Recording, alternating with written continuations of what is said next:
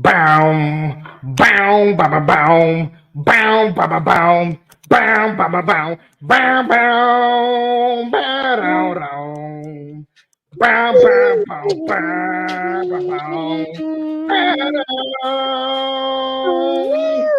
Hello, everyone. Welcome to the Buttery Show, where we review movies, video games, TV shows, etc. And here we have a special guest. We have Mr. Lightspeed Reviews, Hello. Tenny Doctor. How you doing? Yep. Hello. Yeah, sorry. Hold on. Yes. There's a flux in that time-space continuum. Hold on 1 second. All right. Oh, How are you doing? there we go. All right. Oh, I'm actually good. Yeah. Yeah. You got to you got to reverse the reverse polarity. So No. I'm the one reversing it back. You're the one reversing it again. We're confusing. And of course, as you can tell, we're dressed up as the 10th and 12th Doctor because we are reviewing the 50th anniversary film. Well, special, but it was in theaters, so technically It was a lot. It was a lot long. It was actually a lot longer than a was standard released as a special. movie. Right? Yeah. Hence the theatrical release. Of course, we're talking about the 50th anniversary, the Day of the Doctor.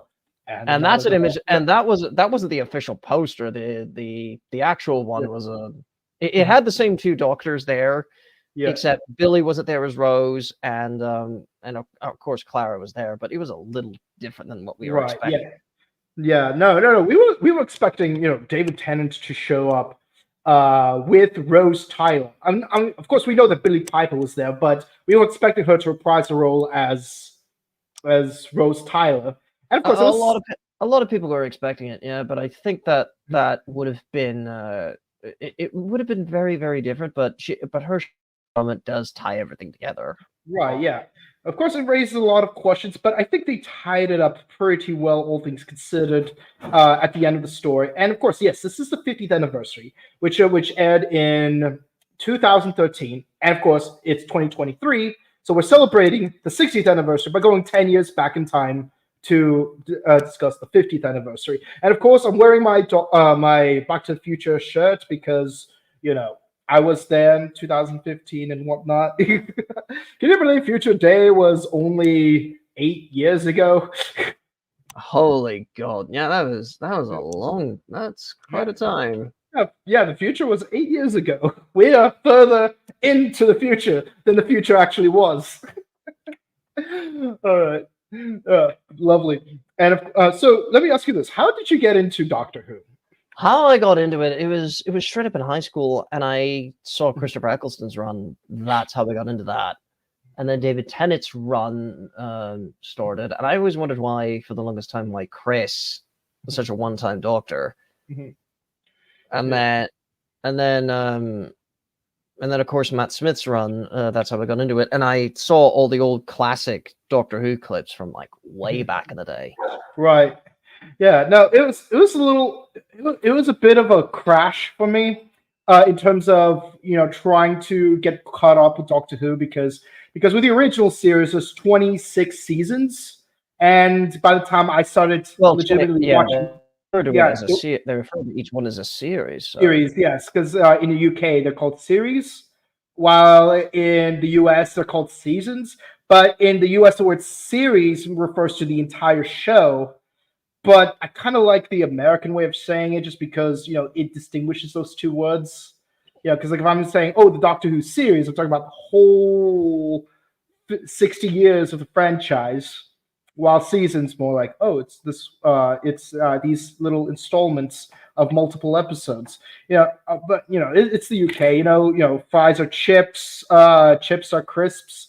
Apples and pears. There's a whole different term, which I've had friends who are from the UK, so that's interesting. Yeah. And so naturally, I started watching at the end of high school. And while I have noticed Doctor Who references throughout my life, like mostly Tom Baker appearing on Simpsons and in that Family Guy episode where they did Star Wars, I haven't really watched Doctor Who. I just kind of knew it existed. But then I just came across BBC America, and I'm like, oh, they're showing Doctor Who. Maybe I should get into it. And of course, first episode I've ever seen was the episode 4. What's it called? 42 or 43, something like that. It's the one where they're on that spaceship that's approaching a sun, and they have to answer quiz questions. Oh yeah. That. Oh yeah, that. It was a season 3 episode. In fact, I think it was the. No. Oh, yeah. Hold on. Yeah. No. Well, hold on. No, it's before. No, it's after the Lazarus episode. I believe so. Yeah, it was. Yeah. Yeah. So that's when I started watching, and of course I'm thinking to myself, hold on, isn't that Barty Crouch Jr.? Yeah. And ironically enough, David Tennant's Doctor appears in Parting of the Ways. So did Barty Crouch in the Harry Potter chapter, The Parting of the Ways. So that's very ironic. Yes. So I was late into the game because by that point they're already on their 6th season with Matt Smith. So I had a lot of catching up to do, mostly through reruns. But no. They were on series. No, because David never did series 5. They started it with series 5. Right. Series 5. Series 5. 2010. Yes. Series 5. I don't know why I was thinking 6. No, I think it was season. I was thinking series 6 is when I finally got caught up because I was watching the Christmas Carol episode. The one with Christopher Plummer. Oh yeah. So like it was at that point I got caught up. So then when series 6 started with the Impossible Astronaut, that's when I was watching it concurrently. I did write a paper on it, and it was very hard because I did not have access to a lot of seasons and episodes from the original series. But here we are. We're on our 50th anniversary. Well, 60th. Talking about the 50th. So here we are. So tell me, what was your experience of watching the 50th anniversary special? My experience, it was around Thanksgiving. It was around that time in November. I wound up having to watch it. I was trying to get it so I could watch it because this was back when Skype was still majorly a thing. This was when Discord was still very brand new. And so when I got into watching it, that was like the first ever episode that I could watch without having it be blocked all the way through by the Beeb and things like that, or ads. Well, and I mean by advertisements for the Beeb. Right. Like as soon as it landed, I was like, okay, this is going to be a very interesting episode. I'm in for a ride. And that's initially that's the first glimpse that you think you're going to get into it and all that. But then it becomes sort of. It wasn't necessarily nebulous. It was it was kind of an interesting time because this was my first time ever watching an anniversary series. Right. At least, and this is the one time where David got to reprise himself for an anniversary kind of a special, because usually it's the other ones, and they only would show up for like anniversaries, and that's usually only on Big Finish that they would do that. Mm-hmm. Yeah. Right. Yeah, no, I need to catch up on the Big Finish series, but for me, I think this special was hyped up as far back as Series 6 because even though Finish is Series 7, it was hyped up back in Series 6 with that with I believe his name was Dorian, the blue-headed man. The question that must never be answered. Doctor Who? Wait. The Doctor will fall on the fields of Translore when the question that must never be answered will be answered. Doctor Who? Doctor Who? Doctor Who? And I think that also this anniversary was kind of sort of hyped up because the Time War was actually a very recurring thing throughout the entirety of both Chris and David Tennant's runs and Matt Smith's runs. So it wasn't as briefly mentioned, but we do know that the Doctor is considered the most frightening entity by Matt Smith's run. And that was kind of the funny thing of it is that a lot of people the Doctor didn't expect, like, throughout his whole lifetimes, even by the time of like his 12th incarnation, he was like, I did not expect me to have this bit. 11 actually got very arrogant with his reputation, because he was like, I've become this very feared thing. I can stop wars before they begin, even though for some alien species those wars were actually a fixed point in time that were meant to happen. He interfered with that, and consequences screwed him in the butt. Consequences. Yeah, and a lot of people didn't realize is like how many, like, yes, he prevented a lot of good conflicts in the end, but how many of them were actually supposed to happen for historical reasons, right. and how much has he screwed up? And the 11th Doctor, and that's why by the time of this, by the time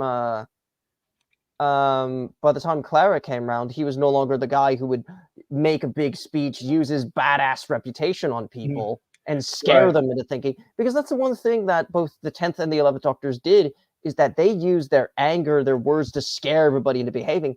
The 11th Doctor realized, because by that point, before the Day of the Doctor rolls around, he became literally the biggest bully in the galaxy, and he did not. Even River Song says, you picked the name Doctor to mean healer, but in a lot of places, the word Doctor means the harbinger of death. Yeah, and for a lot of people, it meant is that it spelled a lot of, because of the way the Doctor works, is like it spelled a whole load of trouble for like a galaxy. It's like like literally throughout the entirety of 11's run, it's like the universe. I don't think, like, even like through Tennant's run, like the universe couldn't really breathe. They really could not. They couldn't get a sense of like, could we be safe, or it's like, even if we do something or if we don't, the Doctor has to approve of it or not.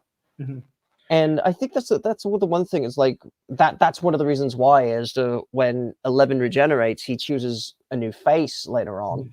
He initially forgets the purpose of being the Doctor. The Doctor is not supposed to be this guy who goes around, exerting his will upon others. He's just trying to help people out. Right. And I think that really plays into the precursor to this special, because some people, they start with the special as it is, but there was a brief short that takes place right before the events of Day of the Doctor, called The Night of the Doctor, which featured the very first on-screen return of Paul McGann from Doctor Who, the movie, where he regenerates into the War Doctor. Oh yeah, no, like it was good to like actually see Paul make his return in this, and we get to, and thanks through Big Finish in the comics, we actually get a much bigger and wider understanding of what has happened over the course of his run since then. He got caught into the Time War, which again he did not. He wanted no part of. And when he tried to save people's lives, they always rejected him. Like this woman, in that special, where she Cass. says, she says, "Oh, you're a Time Lord. Stay away from me." But I'm trying to save you. Now, Time Lord, Daleks, there's no difference at this point. All of you are part of the war, whether you like it or not. I'd rather die. And she even locks that cockpit, so you can't even save her, even if you wanted to. Yeah, that's that is the big, and that's big. That became one of like the biggest things for the Doctor. It's, what do I do now? Why? Well, like I've been through. So that led into so much trauma and everything else that he could confront. But then by the time we get into the 50th, he gets called away by what was it? Kate Lethbridge Stewart. Yeah. Literally didn't even knock. Didn't call or anything. Well, technically, she did call after the TARDIS got prize grabbed. Oh yeah, like.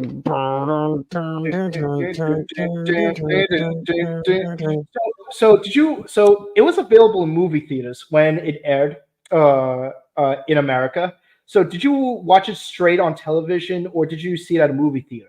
More like the former. I couldn't. Well, I didn't know that it was in theaters at the time. I do know that it was airing, and we had my uncle had BBC One. Right. So getting to watch it there was actually quite interesting. Now knowing that my friends have BritBox.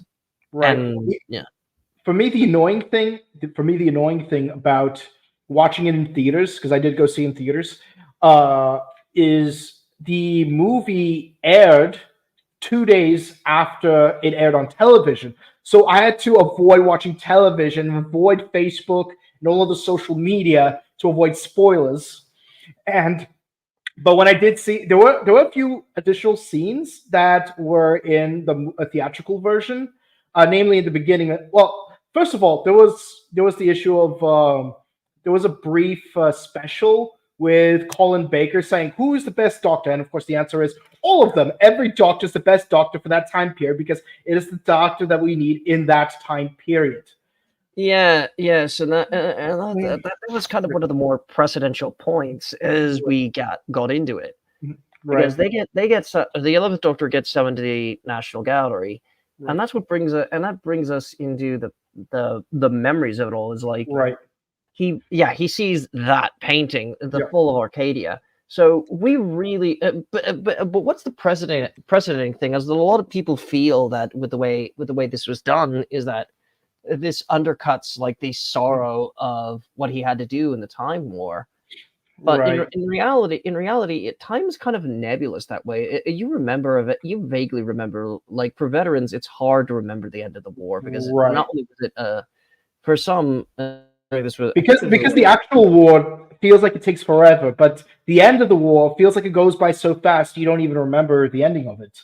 If you really think about it, it's kind of like the opposite of reading Faust by Goethe, because 200 years, if you're mortal, 200 years can pass in a blink of an eye, but then when but then when you relinquish your mortality, those last 30 seconds feel like an eternity. And I find some irony in that. But yes, so those two scenes that we see in the theatrical, first is a PSA by Strax of the Sontaran Empire explaining. I wound up calling that on the TV special. No, all those scenes is what. It's very, very interesting that the fact that they did that. It's so tongue in cheek. Right. I especially love the poet says, I especially love the consumption of these tiny kernel creatures. Now remember, even these kernel creatures can scream. And they do a close-up shot of them biting down on it. And you could hear that squealing noise. And of course, we get an introduction from the two doctors where they say, "Oh, welcome to the 100th anniversary in 12D." What? Only 3D? That's not, that sounds fun. Okay, doc. And of course, you have that bit of back and forth about the chin and the wrinkles and whatnot. Oh God, yeah. That was a precursor to everything that goes on. Right. No, when I watched the TV record, because I recorded on DVR, they did not show that those opening bits. So I assumed that those bits were theater only. But I guess in the actual BBC One airing, they kept it in. I suppose. I don't know why they would omit it from the BBC America version. But yes, we are introduced to these new characters, and of course, Clara Oswald does a bit of a lecture about Marcus Aurelius, one of the last of the 5 great Roman empires. What makes a good man? Yeah. So that's worth a bit of saying. And yes, after the end of the movie, they also did a behind the scenes featurette of the making of the special, and they even showed how they had a male stunt driver for the motorcycle scene. Yeah. Right. So this picture is called Galfrey Falls No More, and initially, because the true name.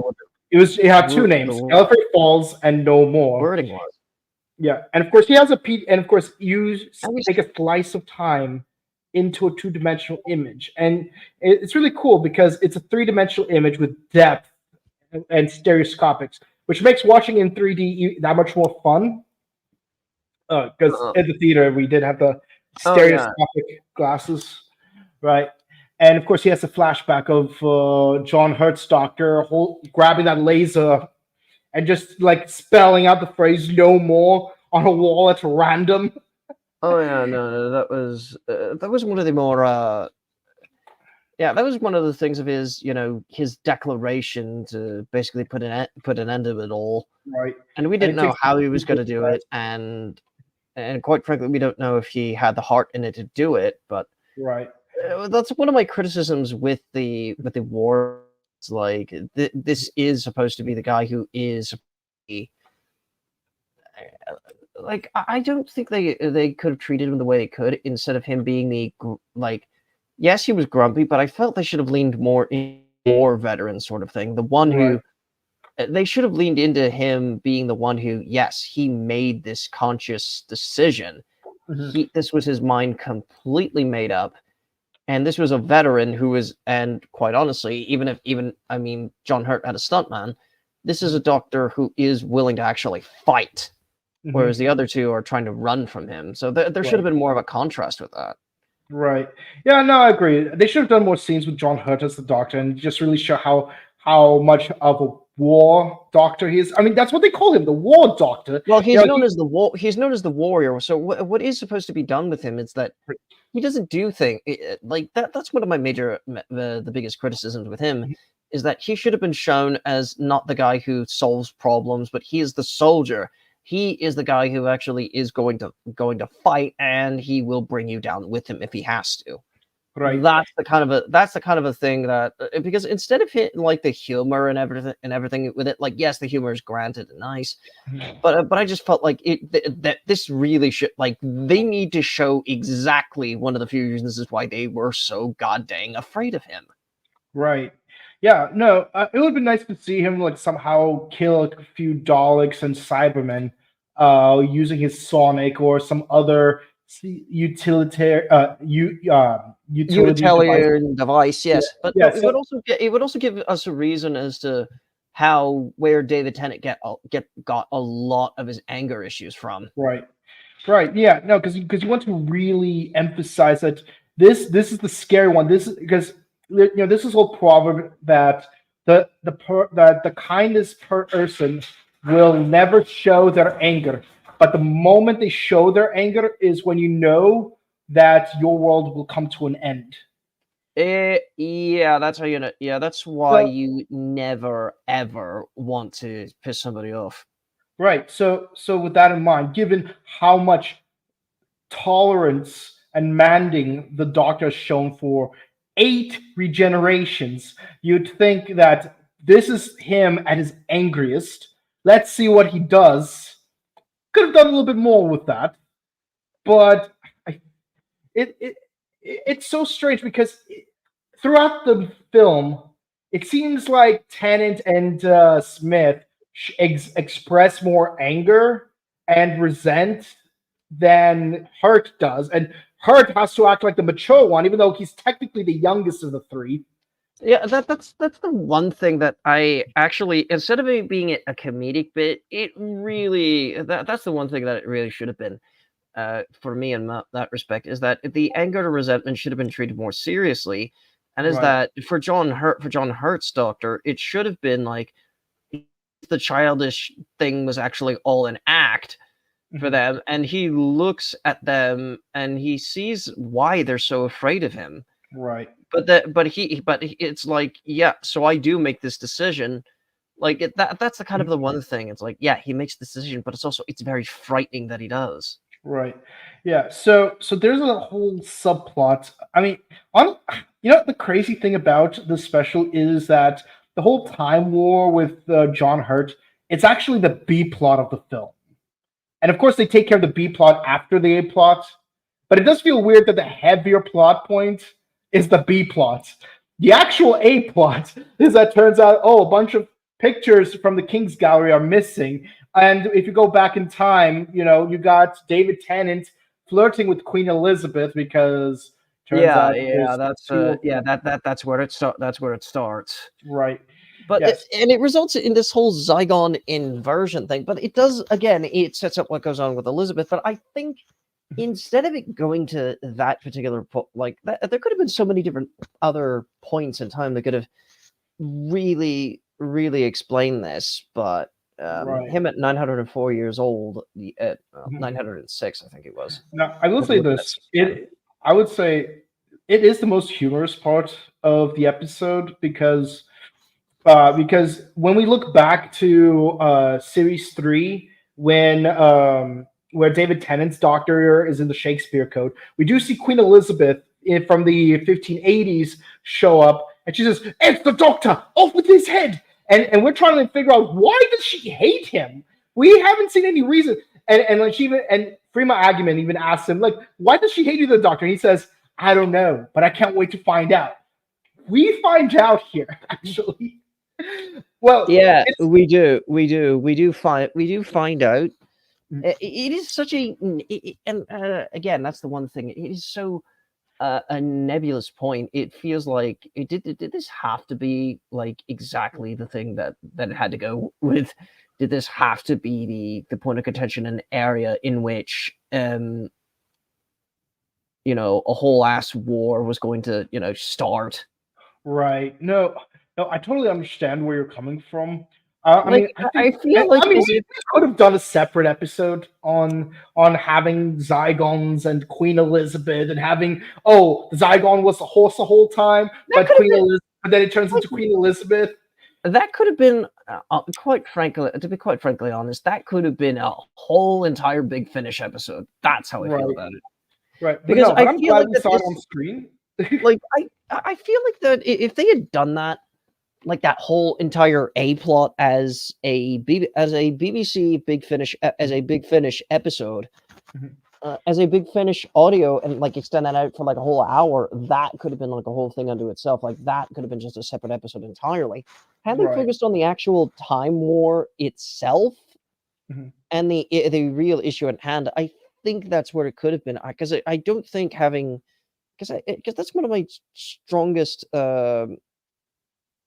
points of contention is that like they were hyping up this whole the question and everything else. I feel like this should have been like the whole thing, like the whole thing of them re-encountering the war doctor. Like aside from the Queen Elizabeth stuff and everything else, you could again, like I said, do that as a whole separate thing. And like just them dealing with the war, them having the war doctor, and include like how just them being in the past of the time war, being there to really fill in the gap and everything else, just like figure out the doctor's past and each of their pains and pathos as to how they wind up forgiving him in the end. And that entirely should have been the episode. The B plot should have just been the entire episode. The A plot could have been a whole BBC. Right. Yeah. No. But honestly, I really did enjoy the Queen Elizabeth stuff, especially because we find out that she herself is quite the warrior in her own right. She even takes down an entire Zygon, and we do have the funny bit where they both kiss David Tennant's doctor, and of course, it's like, don't they have poisonous ink sacs in the? Oh God, yeah, that, and no, just. Very interesting. But that's how we are united, where we do unite the three doctors. We got first Smith and Tennant. Of course, they have that little measuring contest with their screwdrivers. Yeah. And it, yeah, which I don't know why that was a thing. For something? No, it's compensating for what? Regeneration is a lot. And of course, when we finally see the war doctor, he's like, he says, "I'm looking for the doctor of this time period." And oh no, both of you are the doctors? What's going on here? Do I really become these scrawny little lads? Quit pointing those! Those are scientific instruments, not water pistols. Well, I mean, you shouldn't come to the right place. I could probably use Sonic as a water pistol if I did the right modifications. Which is ironic because David Tennant does use a water pistol in Pompeii. Right, he does. Oh, and that's the episode where we see Peter Capaldi. Lovely. Yeah. And of course, we got this beautiful scene where the three of them are thrown into prison with a wooden door, and they realize, you know what? If we set up an equation and we set it to auto calculate, then after 400 years, it's like process starting, process continuing, process complete. Oh And yeah, before yeah, they even yeah, have a yeah. chance The to thing use is it. that to put it in David Tennant's words, you have to calculate the exact harmonic resonance of the entire structure down to the subatomic level. Even a sonic could take years. No, a sonic would take centuries. Like that sort of thing. Like that's how you get the setup of how it is. Finale, yeah. Like it really gets a setup for like it doesn't matter who you are. It sets up the point of it doesn't matter what the incarnation, the Doctor is still the same man. He just has character development over the years. Right, yeah. Even the sonic changes with the Doctor, the TARDIS changes with the Sometimes it Doctor. does. Sometimes it does get hand down. Right. No, yeah. No, Eccleston did not have a unique sonic that's different from Tennant's. No. Because Tennant inherited Right. the console room in Sonic from From Eccleston, and Eccleston, and yes. that was on budget reasons. They Right, couldn't do right. it No, like I'm saying it retroactively because yeah, because he had the longer tenure. Ah, that's what I did there.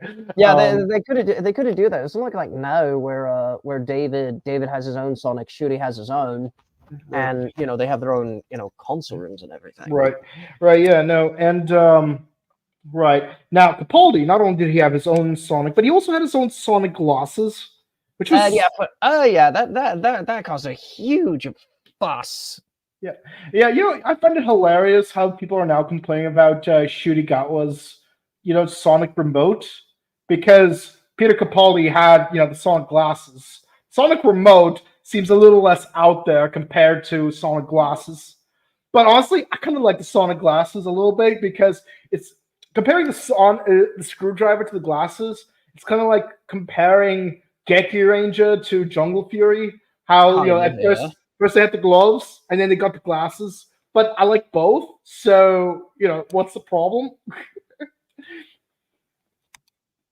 At least that's my opinion. And of course, turns out Queen Elizabeth defeated her Zygon counterpart. They go back to the future because turns out, Unit is overrun by Zygons. It's honestly a very quick affair. There was a little bit of suspense, but honestly, compared to this whole conversation about the war, it just feels the A plot just feels overshadowed by the B plot, in my opinion. That's why I have reiterated that this could have been a whole separate episode. Right. Yeah. But we do get an interesting point that will come back in season 9, where basically all the humans and their Zygon counterparts are just trapped in a room together, locked up. It's about to explode, and of course the Doctors just make everyone forget who is human, who is Zygon. So it's like, so we got 2 Kates, 2 Osgoods, and now and then that plot line gets revisited, and that sort of addressed the issue of like, this whole thing could have been a very separate episode.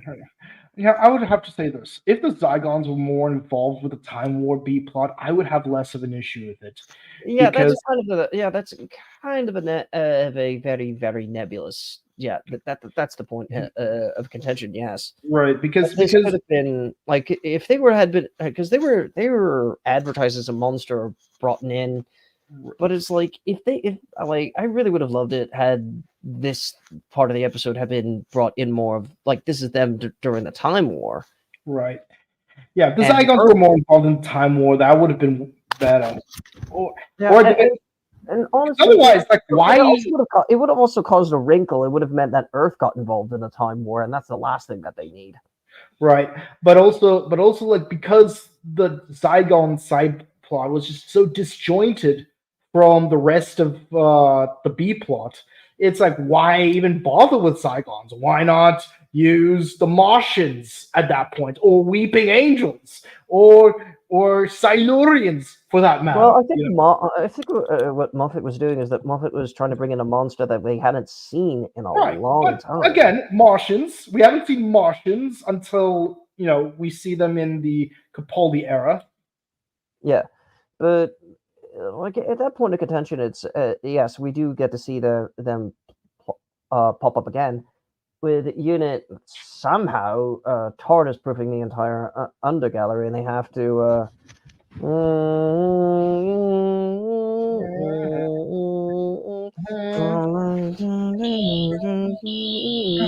bum, bum, bum, bum, bum, bum. Mhm. Right. Yeah, and And you hear that leitmotif of the dun, dun, dun, dun, dun, dun, dun, dun, which it becomes like such a singular thing that because that leitmotif um gets brought up so much because that was Matt Smith's theme.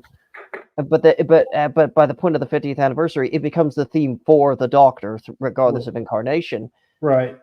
But then later after that whole Zygon plot, we cut back to Gallifrey with the moment Right. and Right. Yeah, we go the back Doctor. to Bad Wolf, and of course, only John Hurt can see Bad Wolf, which takes the form of Billy Piper. It's not Rose Tyler. It's Ah, strictly no, Bad no. Wolf. And the worst thing about that, which is kind of friggin' weird, is like, oh yeah, only he's able to see her. The other two incarnations, I'm like, hold on, hold on, hold on, hold on, hold on. They're technically Yeah, the same man. They technically should still be able to see her, right. technically, Right. because it's been him. Also, would it be more interesting? Wouldn't it be more interesting if not only could the red button? Let's be honest, it's a red button, and we know how much the Doctor loves to push red buttons.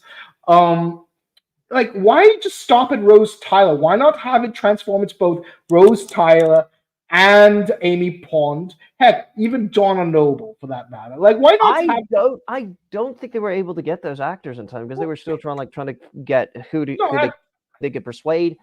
There's all those reasons, but I right. don't know if they would have been able to get all of them in time for that.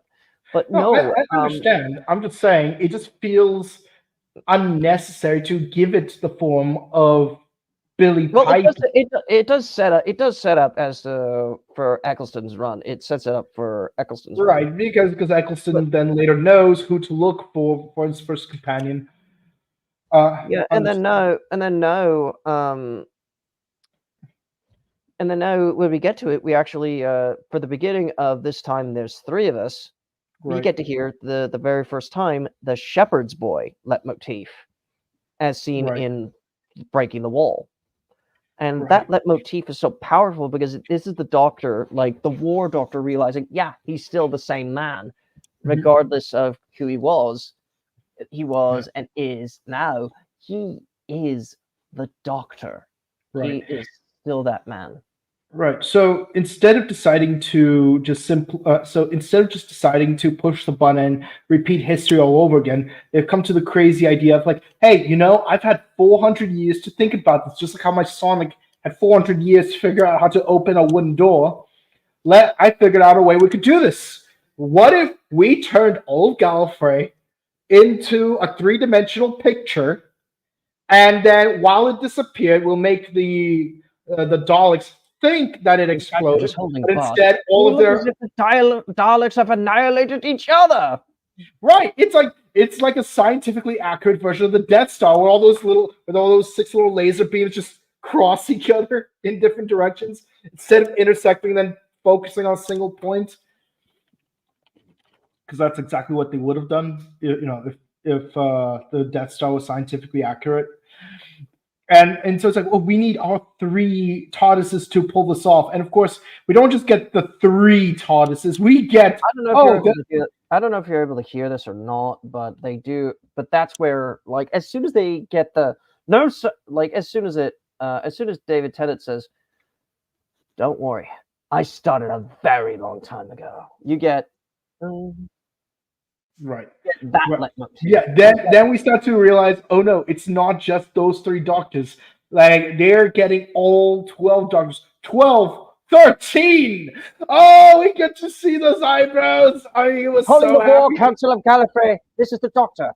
Actually, you might say I've been doing this all my life, standing by, ready, commencing calculation, soon to be there Yeah, across the boundaries of we even one see universe from Eccleston another. briefly. We even see There's the Eccleston all 13 briefly. right here is that timestamp. Yeah, I yeah, and didn't of know course, all 12 and of them. No, sir. All 13. 13. And then we briefly see Capaldi. Wait, I'm gonna be okay. So let me ask you this. Yep. What was your reaction to finding out that the next Doctor was going to be Peter Capaldi? That was actually pretty interesting. Sure. Do it, Doctor. Just do it. Okay. Gentlemen, we're ready. You're right. So, See? Oh, oh God damn it! Gallifrey stands. Like, that was actually very interesting to know that the next Doctor was going to cameo in this special, and I'm like, Right. that's never happened before. That's never happened before. The closest we've got to that was in the Five Doctors when we just see another Time Lord who was played by Colin Baker. That was the that's the oh no, That's no, close. there was precedent. There was Colin Baker, but we never got to see him as like the Doctor Yeah, cameo. as the Doctor, right? Yeah. No, it was a different Time Lord who happens, and it does make me wonder because like, what if all the Time Lords use all of the same faces, non what's it called Linearly? non-linearly, exactly. So it's like kind of like how how like in Terminator, a Model 101 just refers to the face that the Terminator uses, which is the Arnold Schwarzenegger face, which means that while T-800 is the actual skeleton inside the skin. So it's like what if there's a bunch of David Tennant's? Well, we're gonna find this out. Well, that's kind of the thing of it, and it is because the Doctor tends to he tends to choose a face subconsciously into what the next appearance wants. Right. Just never Ginger though. No, it's still not Ginger. No.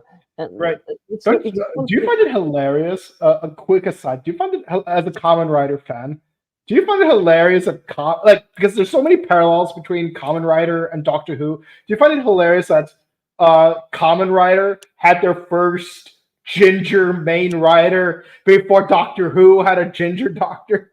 Oh, who was the ginger? Ace Yukio. He was technically ginger back in 1 BC. Oh yeah, technically, but by all technicalities, yes. So he is a ginger doctor. Sorry, ginger writer. Sorry, I'm getting the shows confused. They both ended in 1989, and they both had a reboot/remake in 2005. So it works. Yeah, that was kind of it was kind of a weirdest, kind of sort of nebulous sort of hope to it, isn't it? Yeah. And no, it was beautiful seeing all of them. Of course, they part their separate ways, and David Tennant, and of course, John Hurt says, "Oh, I'm not going to remember any of this, am I?" Yeah, no. See, like, we need to maintain the time stream of us being angry, and the only way that could work is if you forgot that you saved everyone. So yeah. Deus Ex Machina. And of course, David Tennant's like, I know I have to get going, but honestly, I don't want to go.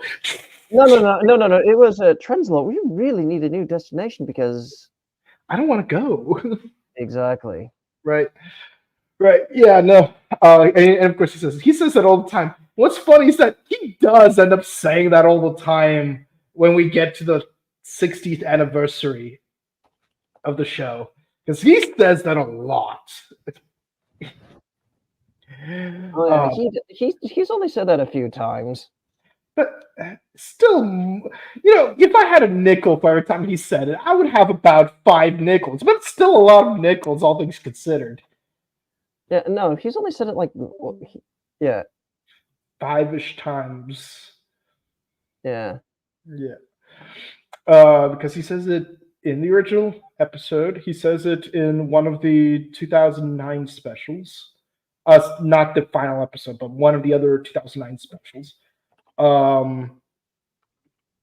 He says it here. That's number 3, and he says it 2 more times in the 60th anniversary. So that's 5 right there. No. Because okay, hold on. I need to hold on. I'm gonna have to look this up. How many times I said? Pretty sure he did 5 times. How many times did David Tennant say I? Because he's said that a few times. He said that like a few times. He said that in the end of time. He said that in the end of time. Yes. He says it here in the Day of the Doctor special. Right. That was like the second time. Right. But he also says it a few more times in the 60th anniversary. No. He only says Alan. He only said no. He said in parallel to that. He said and it's like I'm ready. Alan Z. He instead of it being he doesn't want to go, he was actually ready. So, no, but he actually did say I don't want to go at one point. I remember him saying it. I am trying to remember if he did. Right. Look, this weekend we're gonna rewatch the specials because we are gonna discuss them on Sunday, Christmas Eve, just in time for the new series with. Because with Shooty was very, very interesting. You're right. Yeah, no, we have a lot to say about Shooty when we do the 60th anniversary special. But yes, so when John Hurt leaves, of course, he starts to regenerate. And of course, we see the man himself, Christopher Eccleston, technically digitized, but still, we see his eyebrows. Lovely. Oh, no. There is a video. There is a video of every I Don't Want to Go. It starts with Tennant. Right. And then it gets said by David Tennant here in End of Time, and then here in the 50th, it got said by David Bradley, who played William Hartnell in Adventure in Time and Space, and then it got said by Capaldi in his in the special before he wound up meeting Hartnell. No, but I remember David Tennant definitely said at least once in the 60th anniversary. Yeah, it was definitely such a weird time for it. Right. Yeah. No. But yes, he does say. But the point is that it's so fun how they kept with the joke where Matt Smith says, "Oh yes, no," he says that all the time. Don't worry about it. I was trying to dog my memory out of it. Yeah. Yes. But here we go to the finale where everyone leaves the Doctor alone. Give him a moment to reflect on the fact that he did save Gallifrey after all, just in a way that was not expected. And then he gets a visit from a curious curator. What was your reaction when you saw this? Oh hello, Tom. Welcome back. Yeah. We got both Bakers here to some degrees. Lovely. So, where's Davidson? No, but for real though, no, he does play a curator, and he says, "Oh, there's some faces that you might some old face you might revisit." And of course, at first we're thinking, and then the 60th happened, and God freaking dang it! Yeah, it's funny because at first you're thinking, "Oh, he's gonna revisit old faces," meaning he'll team up with some older doctors, because we did see him team up with Peter Davidson in right before the Titanic episode. Yes. We were all thinking that sort of thing. No, but they didn't mean literally that he was going to wind up revisiting. Right. So and at the same time for Halloween we saw Sean Pertwee, the son of John Pertwee, dressed up as a third Doctor. Yeah. And he was perfect ringer. Like it was perfect. He was a dead. Oh no! Don't get me wrong. He was a bloody dead ringer for his old man. And I would have loved to see that. Of course, Sean refused to do it. That's fine. Now he has the right to not play the third Doctor, though we still really wanted to. Because we got David Bradley playing John. No! If he ever did want to do it, it would have to be without the pressure of his father. Right, living up to his father. Yeah, no. I think that's part of the reason because he wants people to remember his father as his father, not himself as his father.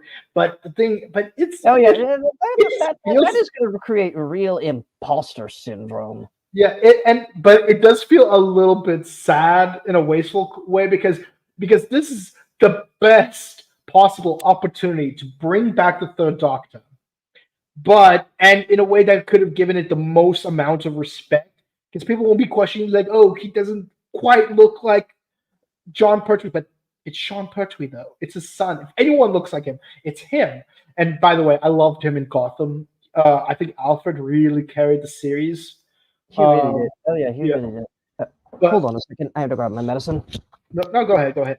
So yeah, so it just felt wasteful. But here's the thing. But when he says, "Oh, there'll be some faces we'll be revisiting," never did we imagine he would literally become David Tennant, and it was perfect because David Tennant is the Doctor that was in this episode, and then we get him become David Tennant in a later thing, which makes me wonder, given what will happen in the 60th anniversary, and spoiler alert, I think this is the result of the events of the 60th anniversary to some extent.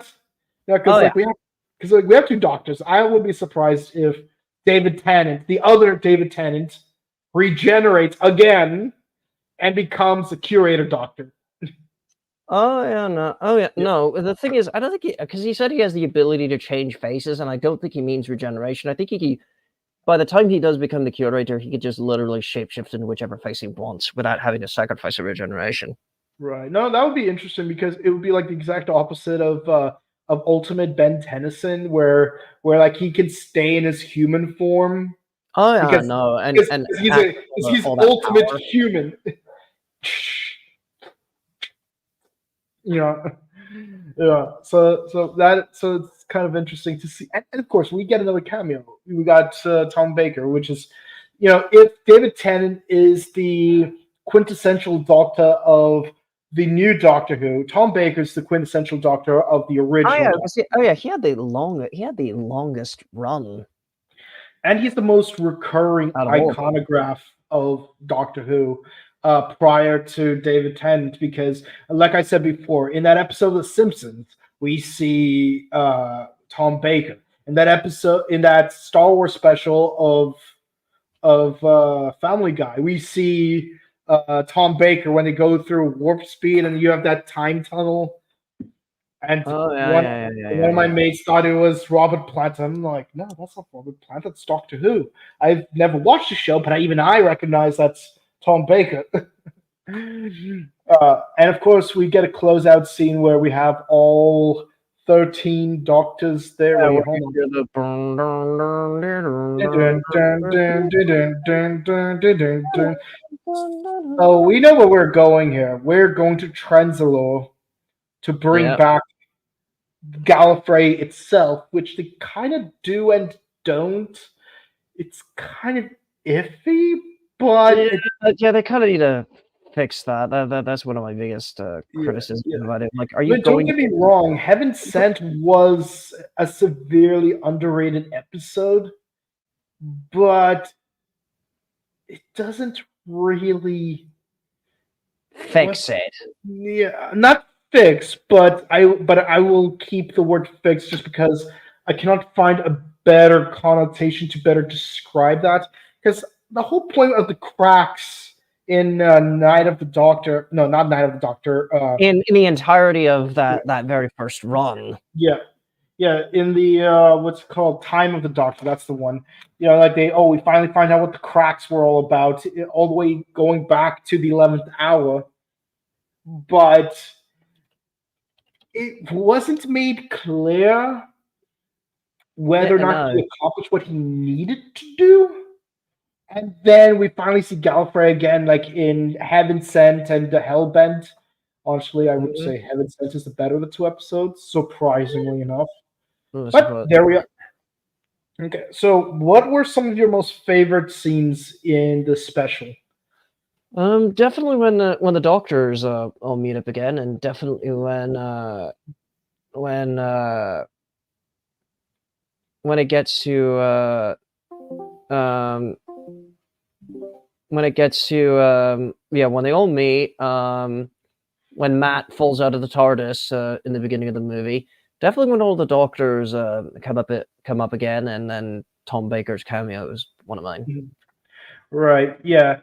Uh, for me, I had to agree to some extent, but I think mainly I like the part where the two doctors actually meet each other because Oh because yeah, yeah, yeah, yeah. No, no, no, yeah, yeah, yeah. another But, yeah. but again, like my biggest issue is how like effectively the Zygons are the A plot, the Time Wars the B plot, but the B plot has so much more weight that it just makes the A plot seem completely redundant. Because don't get me wrong, I love both the A plot and the B plot. It just doesn't connect as well as I would have liked it to.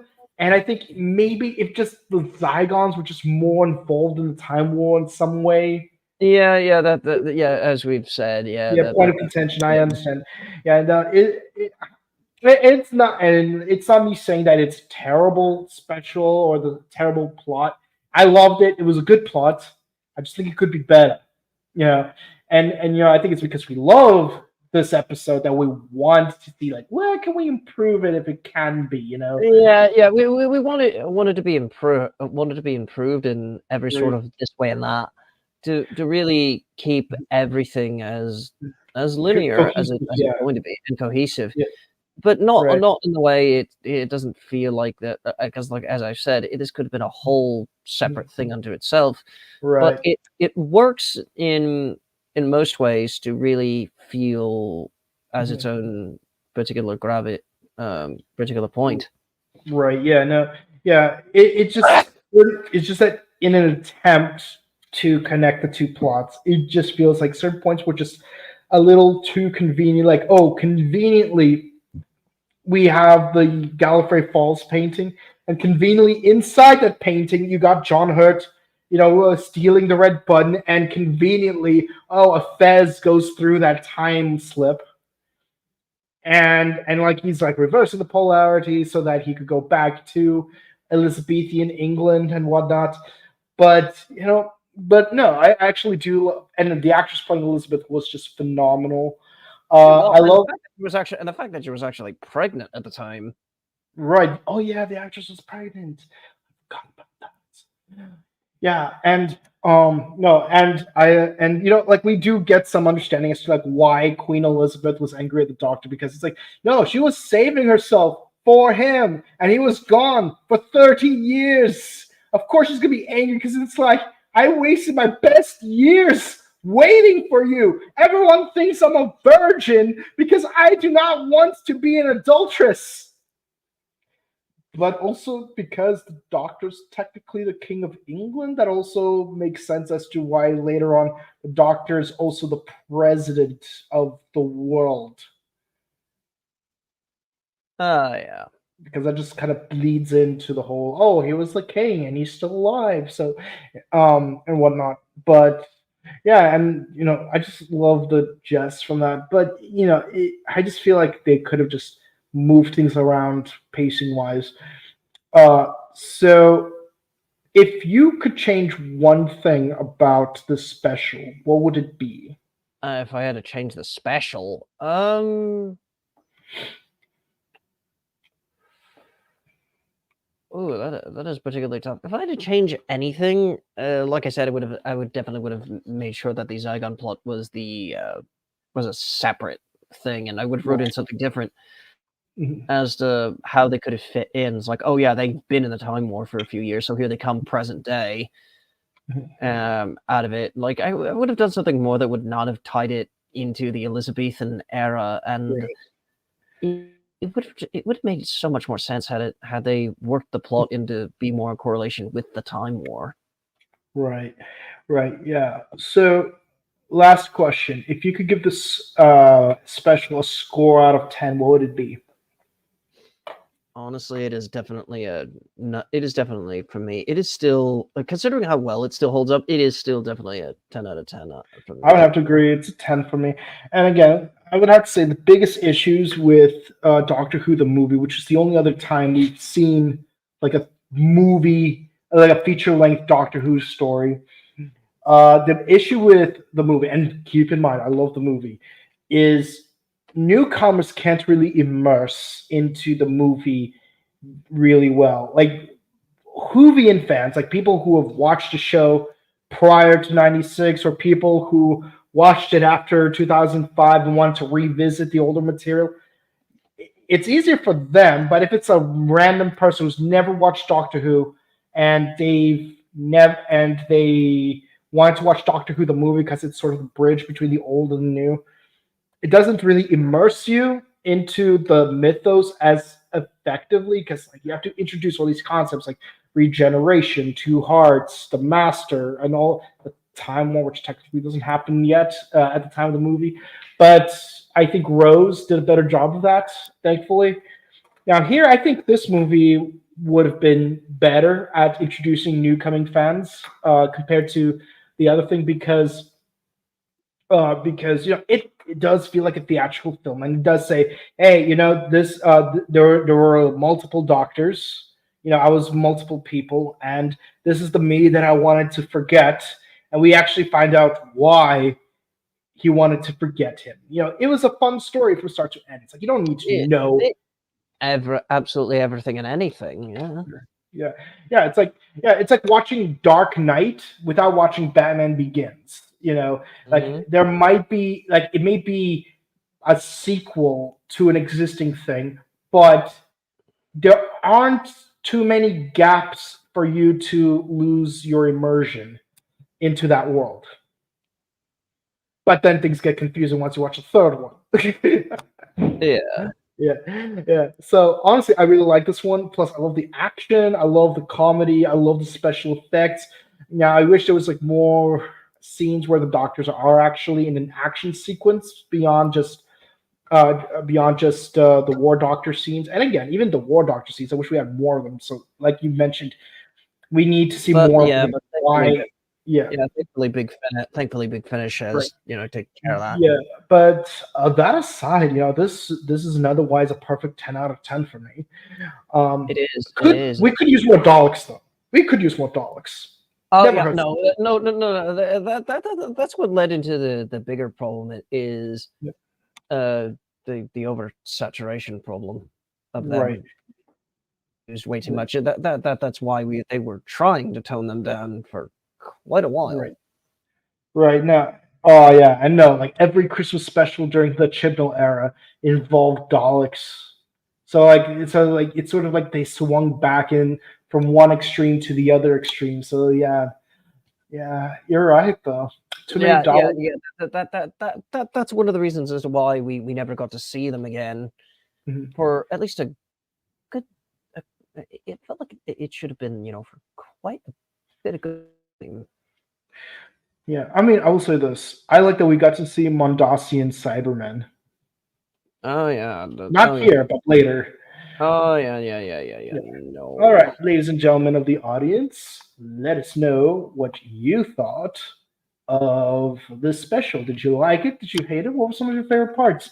What are some of your favorite monsters that you would want to see here? Let us know. Let's see. I love the cosplay you guys have. Oh, thank you so much. Tennant and Capaldi were my favorites. Yeah, lovely. Yeah. Oh, yeah, honestly, I like that we get to see Queen Elizabeth. Yeah, I mean, Queen Elizabeth is. You definitely got the. They don't necessarily pay it off as well as they did. Yeah, I will say this though. It does put some new perspective when you watch the play. Much Ado About Nothing, because I mean, first of all, the version where David Tennant and Catherine Tate played Benedict and Beatrice, it was a phenomenal version of the play, even better than the version where Keanu Reeves played Don John. And believe me, it's difficult for me to say anything bad about Keanu Reeves. Oh yeah, no. Yeah. But no. Yeah, no, it is quite surreal as to what you get into with this sort of development. But it does bring some new perspective to that play because if you really think about it, it's almost like Shakespeare in a headcanon wrote Much Ado About Nothing based on the romance between Queen Elizabeth and the Doctor, where Beatrice is based on Queen Elizabeth. And Benedict is based on the Doctor, which is perfect because David Tennant plays both characters. And then when you hear the song, "Sigh No More, Ladies, Sigh No More," it's sort of like Shakespeare's trying to calm down the Queen. It's like, hey, forget about the Doctor, chill. He's a jerk. forget about him. Because think about the lyrics. Sigh no more, lady, sigh no more. Men were deceivers ever. One foot at sea, the other at shore. To one thing constant, never. Like that kind of describes the Doctor when it comes to his love life. Like it's perfect. I mean, maybe it's just me having apophenia, but when the dotted lines connect, they connect. And of course, I was dressed up as the Doctor when I went to the Ren Fair that the following year, and I did me and the Queen. We did have a picnic. It was lovely. She didn't want to get. Don't start. She didn't want to rob me of my head, but a lot of guards had it in for me. And the moment I walked into the fair, there were already dozens of guards chasing after me, and all I could ever wonder is, what did I even do?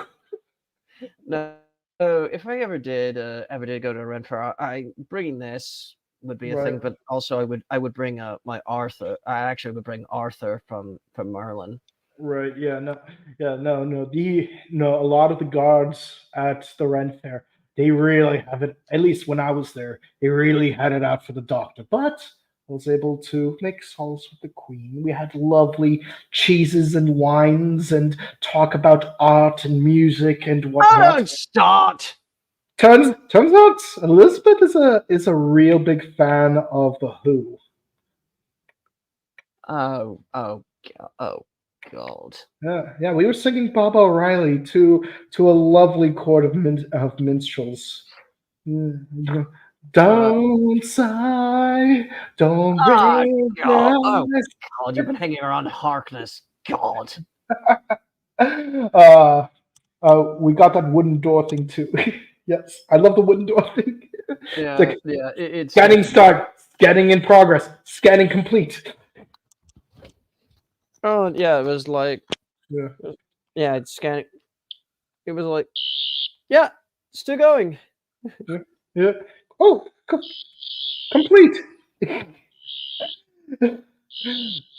Definitely love the Queen Elizabeth stuff. Yeah, I'm glad you enjoyed it. Oh yeah, and I, it was definitely like as just to wrap this up because I don't want this going on for about 2 hours. Right. No. We're almost done. Okay. Yeah. So of course our audience member gave it a 10 out of 10. Wonderful. Well, thank you guys so much for watching our discussion of Doctor Who, Day of the Doctor, the 50th anniversary special. If you enjoyed, please be sure to like, comment, and subscribe to us on YouTube, Facebook, Twitter, Instagram. Ding the bell icon. Stay notified for our latest videos. We're gonna do the 60th anniversary Sunday morning. Haven't decided exactly what time. But the best way to find out is to ding the bell icon. And of course, we're going to do. And it'll be Christmas Eve, just in time to see Shudigawa make his full-time debut as the Doctor, as he fights some goblins and whatnot. And be sure to check out our sister channel, the Morphin Network, where we do Ultraman Blazar, Kamen Rider Gotchard, and Osama Sentai King Oger. And also on Sunday afternoon, because we love to give you guys content right before Christmas, we'll be doing Kamen Rider Generations Final build and X-Egg with Legend Riders. And if you want to check out our personal content, Mr. Tennant, where can the ladies and gentlemen? Hello. Yeah, so hopefully you've enjoyed the show. Definitely I am on you. I need to post on YouTube again. Eventually, I just need to get the work ethic too.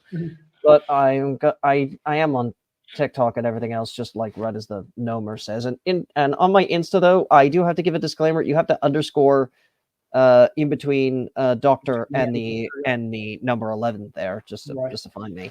But yes. It's going to be interesting to see how this goes, and I'm probably going to be busy on Christmas because knowing my family and everything else.